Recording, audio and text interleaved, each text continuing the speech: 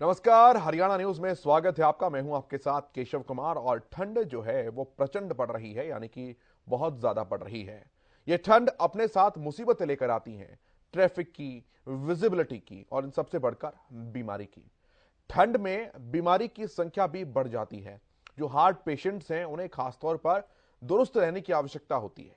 लेकिन सबसे ज्यादा जरूरत तो इस बात को जागरूक रहने की है कि आखिर ठंड अपने साथ कौन कौन सी बीमारियां लेकर आती है और उनसे बचाव कैसे किया जाए। यह रिपोर्ट सबसे पहले आपको देखनी चाहिए, जो कि ठंड से आने वाली बीमारियों को लेकर आपको आगाह करेगी।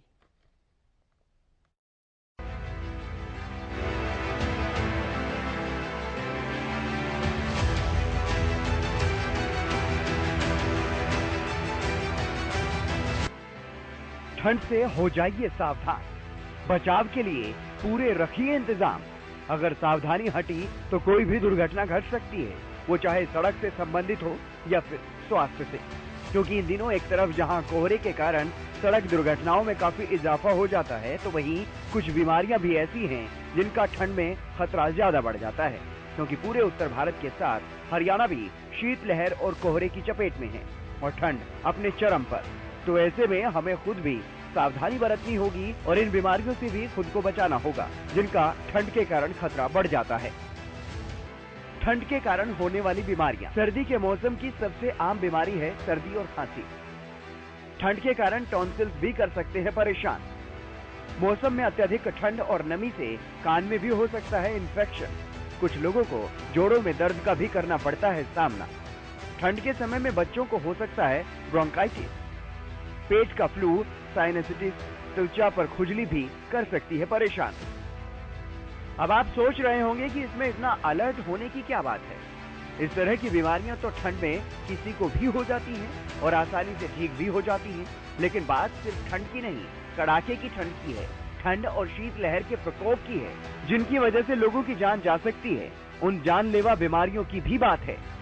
क्योंकि अधिक ठंड में लोगों को हार्ट अटैक का खतरा भी बढ़ जाता है और दिमाग की नसें भी फट सकती हैं। इसलिए सावधान होना जरूरी है। दिल और दिमाग पर भारी पड़ सकती है ठंड। ज्यादा ठंड में बढ़ जाता है हार्ट अटैक और ब्रेन अटैक का खतरा। सांस और हार्ट के मरीजों को विशेष सावधानी बरतने की जरूरत। हार्ट अटैक के लक्षण को कभी नजरअंदाज न करें। मधुमेह, ब्लड प्रेशर संबंधी रोगी भी हो जाएं सावधान। ब्लड प्रेशर, कोलेस्ट्रॉल और डायबिटीज के मरीज नियमित खाएं दवा। सीने में असहजता, थकान, चक्कर आना, लंबे समय तक सर्दी खांसी हैं हार्ट अटैक के लक्षण। 35 की उम्र के बाद नियमित रूप से कराएं दिल की जांच। प्रतिरोधक क्षमता बढ़ाने के लिए लें संतुलित आहार। हरियाणा में शीतलहर और कोहरे का प्रकोप बढ़ रहा है। कई जगहों पर तो माइनस तक में तापमान दर्ज किया जा चुका है और मौसम विभाग की माने तो कुछ दिन तक और ऐसे ही रहने वाला है। तो ऐसे में थोड़ी और सावधानी बरतने की जरूरत है। Bureau report, Haryana news.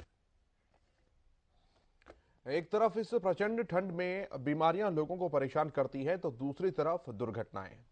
ठंड ज्यादा है, कोहरा ज्यादा पड़ रहा है, विजिबिलिटी बहुत कम हो जाती है और इस कम विजिबिलिटी के कारण होती है दुर्घटनाएं। वो दुर्घटनाएं जो कि जानलेवा साबित होते हैं। ऐसे में ट्रैफिक के नियमों को देखते हुए क्या क्या चीजें हैं जो कि गाड़ी या कोई भी वाहन चलाते समय या कहिए कि घर से निकलते समय ही ध्यान में जरूर रखनी चाहिए, यह रिपोर्ट आपको समझाएगी।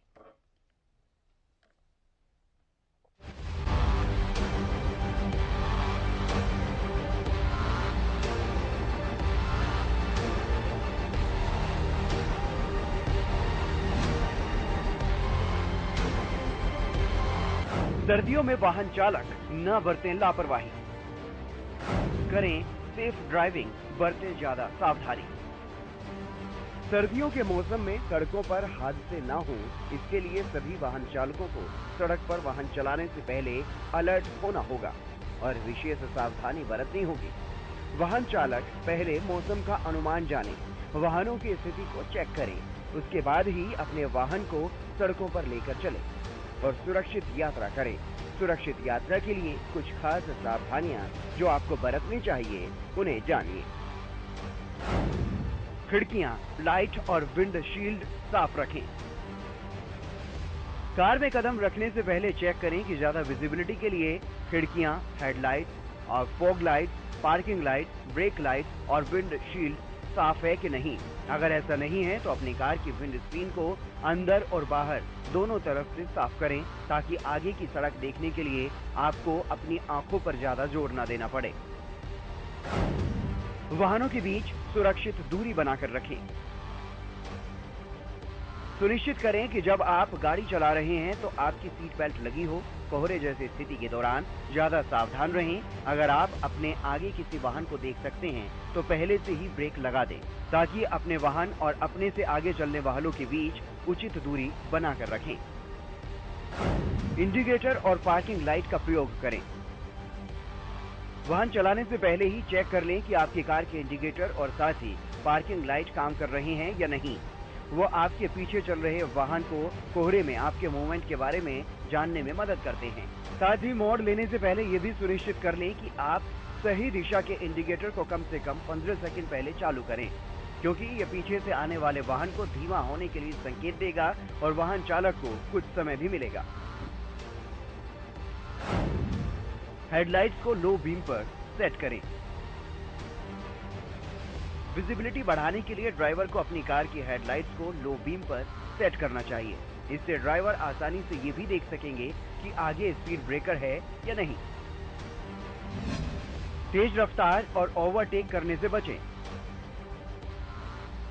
स्पीड और ओवरटेक करने से बचें।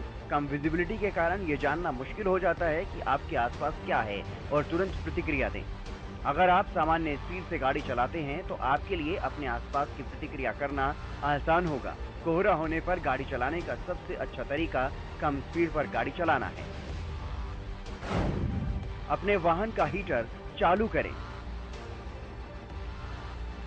ओस या कोहरे की स्थिति में ओस को साफ करने के लिए अपनी कार के अंदर हीटर या ब्लोअर चालू रख सकते हैं। बाहर घना कोहरा होने पर शीशा साफ रहेगा और इससे देखने में भी थोड़ी मदद मिलेगी। बाइक पर बरतें विशेष सावधानी। बाइक समेत सभी दोपहिया वाहनों पर चौपहिया वाहनों से भी ज्यादा सावधानी बरतने की जरूरत है, क्योंकि ठंडी हवा सीधे आपके शरीर को स्पर्श करेगी, जिससे आप बीमार भी पड़ सकते हैं और किसी भी प्रकार का सड़क हादसा होने के कारण ठंड में चोट भी ज्यादा लग सकती है। इसलिए तमाम सुरक्षा उपकरण पहनने और वाहन की स्थिति को जानने के बाद ही पूरी तैयारी के साथ दुपहिया वाहन पर यात्रा करें और जहां तक संभव हो सुबह सवेरे और देर रात में दुपहिया वाहन से यात्रा करने से बचें। इस तरह सर्दियों के मौसम में विशेष सावधानी बरतकर सड़क दुर्घटनाओं से बचा जा सकता है।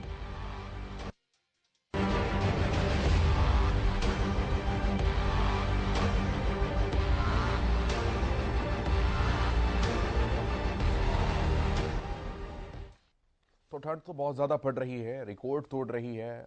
कोई ज़िले ऐसे हैं जहां पर तापमान 1 डिग्री, 1.5 डिग्री, 2 डिग्री तक भी पहुंचा हुआ है। ऐसे में लोगों को बहुत सारी परेशानियों का सामना करना पड़ रहा है। इसमें सवाल भी है कई सारे कि आखिर ठंड कब तक परेशान करती रहेगी, बचाव के तरीके क्या कुछ हैं और ठंड से क्या नफे हैं और क्या नुकसान है, बात करेंगे। कुछ ग्राउंड रिपोर्ट्स भी जानेंगे। हमारे संवाददाता हमारे साथ जुड़े हैं। अजय मेहता फिलहाल फतेहाबाद से हमारे संवाददाता हमारे साथ कनेक्टेड हैं और इसके अलावा डॉक्टर चंद्रमोहन जी हमारे साथ हैं जो कि मौसम विशेषज्ञ हैं। बहुत स्वागत है सर आपका। मैं आपके पास आऊंगा, लेकिन एक बार अजय मेहता से जान लेते हैं कि ग्राउंड पर हकीकत क्या है, क्योंकि ठंड तो हम सब अनुभव कर ही सकते हैं, लेकिन अजय जरा उन परेशानियों को, मुसीबतों को गिनवा दीजिए जो लोगों को इस ठंड के कारण झेलनी पड़ रही है, ताकि हम सवाल कर सके डॉक्टर चंद्रमोहन से इस बाबत। अजय। बिल्कुल केशव, देखिए जो जिस प्रकार से ठंड पड़ रही है ये मैदानी इलाके के अंदर, मैदानी इलाके जो है पहाड़ों से भी ठंडे हो चुके हैं। अब अगर हम फतेहाबाद की बात करें, फतेहाबाद में कल का तापमान जो दर्ज किया गया है वो न्यूनतम तापमान 2.5 जो है वो दर्ज किया गया था। ये न्यूनतम तापमान है जो अर्ली मॉर्निंग डिटेक्ट हुआ था। इसके अलावा जो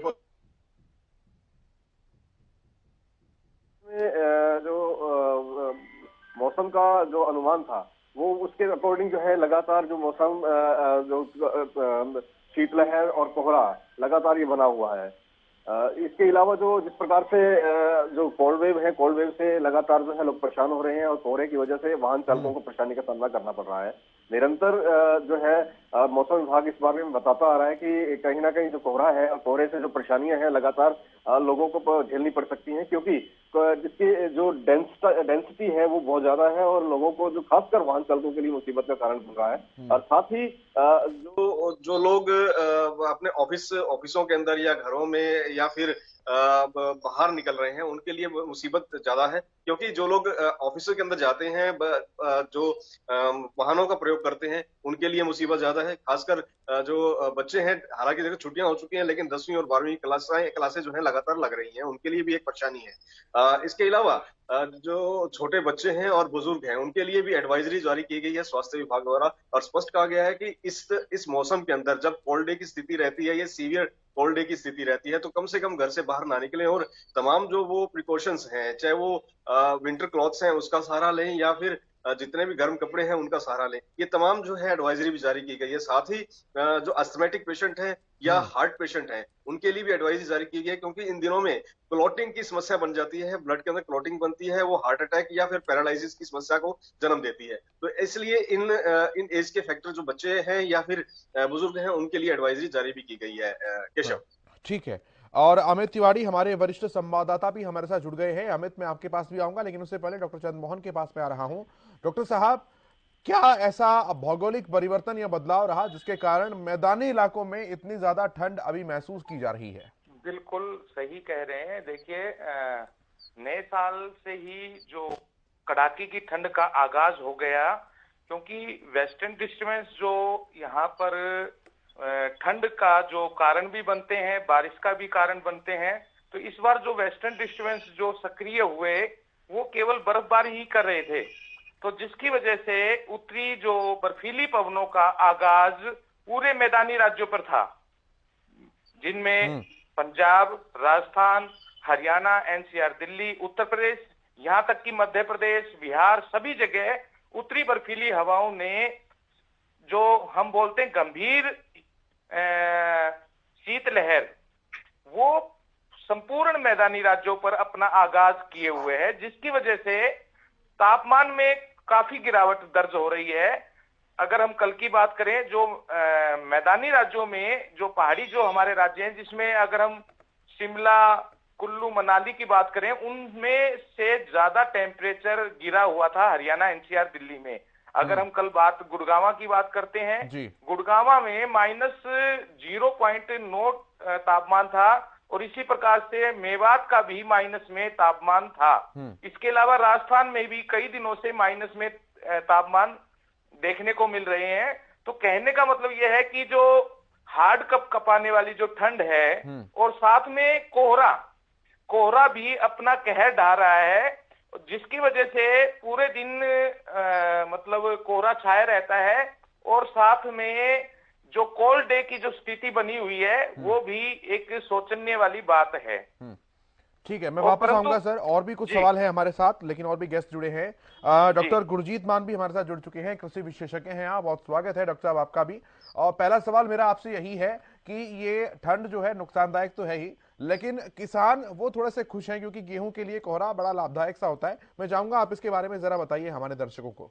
जी हाँ, डेफिनेटली 20 दिसंबर तक अगर आप ध्यान दें तो बहुत गर्मी पड़ रही थी, और लगभग आपको स्वेटर की भी जरूरत नहीं थी, और किसानों को उसकी बहुत चिंता थी, क्योंकि लास्ट ईयर भी कुछ ऐसा हुआ था कि सर्दी लेट पड़ी और मार्च में ही एकदम गर्मी आ गई, जिससे वीट की जो फसल को बहुत नुकसान हुआ था, पैदावार में बड़ी कमी हुई थी।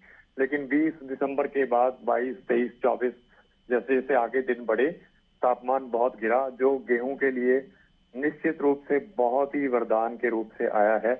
कोहरा भी गेहूं को कोई खास नुकसान नहीं करता, हालांकि बीच में Sunny days and low temperature की रिक्वायरमेंट तो रहती है, लेकिन ये जो मौसम चल रहा है न केवल गेहूं के लिए, लगभग हर तरह की प्लांटेशन के लिए बढ़िया है।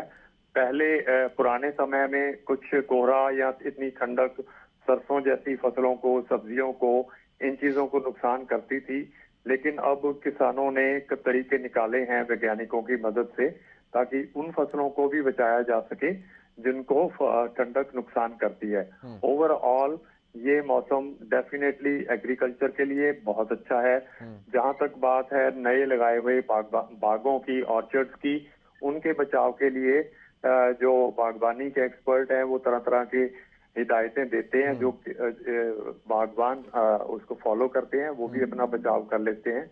मवेशियों के लिए, जिसे हम कहते हैं हमारे दुधारू पशु, उनको पहले की अपेक्षा आजकल जोखिम कम है, क्योंकि अब लगभग जो भी पशुपालक हैं उन्होंने उनके लिए पक्के शेल्टर बनाए हुए हैं। और इस प्रकार से मुझे लगता है कि ये ठंड की अवधि अगर कुछ दिन और चले तो ये फसलों के लिए और देश की खाद्य आपूर्ति के लिए बहुत बढ़िया रहेगी। ठीक है, हर सिक्के के दो पहलू होते हैं। अमित, आपके पास मैं आ रहा हूं। सिरसा की तरफ तो अब ऐसा सुनने में आता है कि किन्नू के जो बाग है वो बहुत बड़ी क्षेत्रफल के अंदर फैले हुए हैं, और मान साहब जैसे कि बता रहे हैं कि कृषि के लिए काफी फायदेमंद ये ठंड रहने वाली है। मैं चाहूंगा कि आप थोड़ा सा बताइए कि किसान क्या कुछ सोच रहे हैं इस ठंड को लेकर। अमित, अगर बात करें, अभी जैसा कि मान साहब भी बता रहे थे और कृषि विशेषज्ञ उससे पहले चंद्रमोहन जी बता रहे थे, तो ऐसे में अब जो मौसम है वो किसानों के लिए खुशहाली भरा है। निश्चित रूप से जो 20 दिसंबर तक की जो ठंड थी वो ठंड आई ही नहीं थी वहां। उसके लिए जो गर्म कपड़े विक्रेता है वो भी काफी चिंतित थे, किसान भी चिंता में थे कि उनका ना तो गर्म कपड़े को व्यापार करने वाले लोगों का जो व्यापार चल पा रहा था वो मंदे की चपेट में थे उस समय तक। और किसान इसलिए थोड़े से निराश थे, क्योंकि जब तक सर्दी अच्छी खासी नहीं आएगी तो उनकी फसलों पर जो है वो इम्पैक्ट गलत पड़ेगा। तो ऐसे में अब जो सर्दी पड़ रही है वो निश्चित रूप से किसानों के लिए खुशहाली भरी है। और जो आपने किन्नू की बात की है, किन्नू को लोग एंजॉय कर रहे हैं इस सर्दी में भी, और जो किन्नू उत्पादक है वो भी खुशहाल है, क्योंकि ऐसी तकनीकें आ गई है जिनसे अधिक सर्दी होने से कुछ बचाव फसलों का किया जा सकता है। चाहे फसलों की बात हो, चाहे मवेशियों की बात हो, तकनीक आ गई है। तकनीक का इस्तेमाल कर किसान भी अब पहले की अपेक्षा ज्यादा जागरूक है। चाहे सर्दी अधिक पड़ती है, चाहे गर्मी पड़ती है, लेकिन वो अपना बचाव करना जानते हैं फसलों के लिए भी। तो ऐसे में अभी ये जो ठंड का जो अगर बात करें, आम आदमी की दिनचर्या निश्चित रूप से इससे प्रभावित। हालांकि स्कूलों में जरूर छुट्टियां हैं 15 तक, तो ऐसे में जो स्कूल जाने वाले बच्चे हैं उनके लिए तो जो ये छुट्टियां हैं काफी वरदान है। और जो दूसरे लोग हैं उनको सर्दी का सितम अभी झेलना पड़ेगा। जैसा कि मौसम वैज्ञानिक भी बता रहे हैं लगातार कि यह सर्दी जो है अभी आगे तक चलेगी, 13 जनवरी तक। तो निश्चित रूप से भी कहा जाएगा। मैं पहले की बात करूं तो केशव, पहले कहा करते थे पुराने बुजुर्गों से हमने सुना है कि तिल तड़के और दिन भड़के, तो शायद ऐसी स्थिति अब नहीं है। मौसम परिवर्तन हो रहा है, मौसम करवट ले रहा है, तो इस करवट में अब तिल तड़कना, जैसे लोहड़ी आती है, संक्रांत आती है, उस समय तिल का इस्तेमाल किया जाता है। उसके बाद मौसम गर्माता थोड़ा सा, इसलिए उसको दिन भड़के की बात कही जाती थी, लेकिन ऐसी स्थिति नहीं है। अब तिल तड़क जाते हैं लेकिन दिन जो है वो भड़कते नहीं है। ये लंबे समय तक ठंडी चलती है और बसंत पंचमी तक इस ठंडे का प्रभाव देखने को मिलता है। जी डॉक्टर चंद्रमोहन, मैं आपके पास आता हूँ वापस एक अगले सवाल को लेकर। एक तो ये बताइए कि ये ठंड का प्रकोप जो है वो कब तक ऐसा ही रहने वाला है, और अगर पिछले कुछ सालों का विश्लेषण किया जाए तो इतनी ठंड जो अभी पड़ रही है इसे किस कैटेगरी में रखा जाता है? अच्छी कैटेगरी या फिर एक खराब मौसम इसे कहा जाएगा?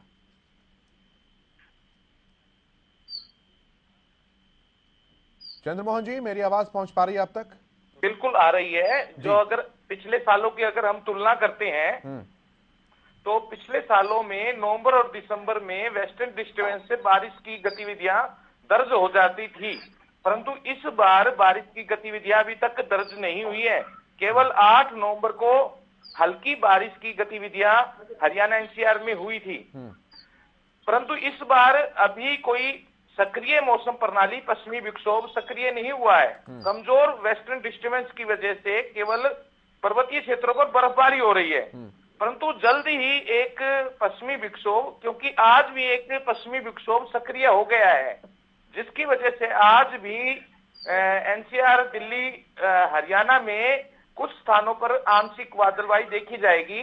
परंतु जो 12 तारीख को एक और पश्चिमी विक्षोभ सक्रिय हो रहा है, तो उसकी वजह से पूरे हरियाणा, एनसीआर, दिल्ली में बादल अपना डेरा जमा लेंगे और कुछ स्थानों पर हल्की बारिश और मावठ की संभावनाएं बन रही हैं। परंतु जैसे ही ये प्रणाली आगे निकलेगी 13 तारीख को, तो आने वाले 14 से लेकर 20 तारीख तक एक बार फिर इसी प्रकार से ठंड का तांडव, यानी हम ये कह सकते हैं कि ठंड के जो भी रूप होते हैं, चाहे वो कोहरा है, चाहे वो कोल्ड डे है, या गंभीर शीतलहर है, या हम ये कह सकते हैं विंड चिल्ड जो फैक्टर है, या जो भी ठंड के जो स्वरूप होते हैं, आने वाला जो 14 तारीख के बाद और 20 तारीख के बीच में एक बार फिर से नई शीतलहर का दौर हमें देखने को मिलेगा।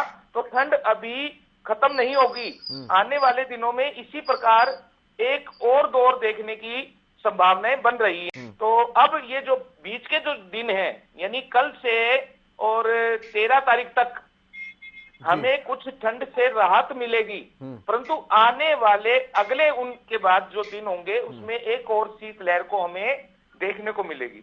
ठीक है अजय, इन सब समस्याओं के बीच एक समस्या कोहरे और विजिबिलिटी के साथ साथ होने वाली सड़क दुर्घटनाओं की भी है। ऐसे में क्या कुछ वो ट्रैफिक एडवाइजरीज हैं जो कि अब जारी की जा रही हैं, क्या लोग उन्हें फॉलो कर रहे हैं या नहीं? क्योंकि आमतौर पर दुर्घटनाओं की संख्या में बहुत ज्यादा इजाफा होता है कोहरे के कारण। बिल्कुल, हम मौसम विभाग की तरफ से बार बार कोहरे का अलर्ट जारी करते रहते हैं। इसके अलावा सरकार और प्रशासन, या वो जिला प्रशासन है या जिला पुलिस, वो समय समय पर जागरूकता अभियान चलाए हुए हैं। बार बार आम जन को समझाया जाता है कि रात्रि के समय यात्रा से बचें, क्योंकि इस प्रकार का जो संघन कोहरा है उसमें कुछ भी नहीं दिखाई देता। साथ में सुबह के समय भी सावधानी पूर्वक अपनी यात्राएं करें। बार बार ये अलर्ट डॉक्टर साहब, मौसम विभाग तो अपना काम करता है, लेकिन लोग उसे किस हद तक मानते हैं ये ज्यादा महत्वपूर्ण है। अजय मेहता से, अपने संवाददाता से मैं ये सवाल कर रहा हूं। अजय, जरा बताइए, लोग कितना संजीदा है मौसम के कारण होने वाली इन दुर्घटनाओं से बचा जा सके इसके लिए? केशव, देखिए, जो इस प्रकार से अभी कोहरा पड़ रहा है उसको लेकर अलर्ट जारी किया जा रहा है, इसको लेकर के आम आदमी जरूर कहीं ना कहीं कम से कम इस बार संजीदा सा नजर आ रहा है। क्योंकि देखिए, अगर हम पूरा का पूरा पहलू देखते हैं या फतेहाबाद के आसपास या उसके नजदीकी एरिया के अंदर देखते हैं, तो ऐसा कोई भी बड़ा इंसिडेंट नजर नहीं आया जो कोहरे की वजह से कोई एक अप्रिय घटना हुई हो। तो इसका सीधा सा अर्थ यह है कि लोग कहीं ना कहीं इस चीज को भी संजीदगी से ले रहे हैं कि कम से कम जो कोहरे के दौरान अपनी जो प्रिकॉशन है वो ली जाए, या कोहरे के दौरान यात्रा से बचा जाए, उसे अवॉइड किया जाए। वहीं जो यातायात पुलिस है, ट्रैफिक पुलिस है, वो भी कहीं ना कहीं जो है आज की स्थिति के अंदर लगातार जो है मौसम के ऊपर और जो हाल फिलहाल के अंदर जो इस प्रकार का माहौल बना है उस पर नजर रखे हुए है और लगातार पेट्रोलिंग पे भी है, ताकि ऐसी परिस्थिति बनती है तो कम से कम जो इंजर्ड लोग हैं उनको जो है तुरंत फर्स्ट एड दिया जा सके। ऐसी तमाम जो चीजें हैं, ऐसे प्रिकॉशंस हैं, वो लिए जा रहे हैं। हालांकि देखिए, कहीं ना कहीं अपवाद हर जगह रहते हैं। अपवादों के अगर देखें जो हालांकि देखिए यूथ जो है कहीं ना कहीं लापरवाह नजर आता है। ठीक है अमान साहब, एक सवाल मैं आपसे कर रहा हूं, ये कोहरा और जो औस पड़ती है इसके कारण किसान अब सिंचाई में कटौती कर देते हैं, क्या वो फायदेमंद है, नुकसानदायक है, या फिर की जा सकती है कटौती अगर कोहरा इस तरह से पड़ रहा है तो पानी में? नहीं, कोहरा पड़ रहा है या नहीं पड़ रहा, सिंचाई को एक निश्चित समय पे करना ही पड़ता है और किसानों के पास अगर पानी उपलब्ध है तो वो करते भी हैं। खास करके जो सब्जियां हैं, जैसे सरसों की फसल है, जिनको कोहरा या ठंड प्रभावित करती है, उसे कृषि वैज्ञानिक भी कहते हैं कि आप इसकी सिंचाई करते रहिए ताकि जो सरफेस टेम्परेचर है वो उतना नीचे ना जाए कि इसे नुकसान दे। और वीट का जो है वो तो एक निश्चित अंतराल पे सिंचाई होनी होती है, वो भी किसान कर रहे हैं। हालांकि इन दिनों में, जैसे कि डॉक्टर चंद्रमोहन ने बताया, एक सर्दियों की बारिश की आवश्यकता और इंतजार रहती है जो अभी तक नदारद है। अगर वो हो जाती है तो डेफिनेटली तब लोग सिंचाई नहीं करते, वरना अब किसानों में इस तरह की काफी चेतना है कि कब सिंचाई करनी है, कब नहीं करनी। कोहरा से इसका सीधा सीधा लेना देना नहीं है। चलिए, बहुत शुक्रिया सर आप सभी का। अमित तिवारी आपका भी, अजय मेहता, डॉक्टर चंद्रमोहन, गुरजीत मान जी आपका बहुत शुक्रिया इस चर्चा में शामिल होने के लिए, बहुत महत्वपूर्ण सुझाव, जानकारियां हमारे दर्शकों तक पहुंचाने के लिए। तो फिलहाल इस कार्यक्रम में मेरे साथ इतना ही, लेकिन हरियाणा न्यूज पर खबरों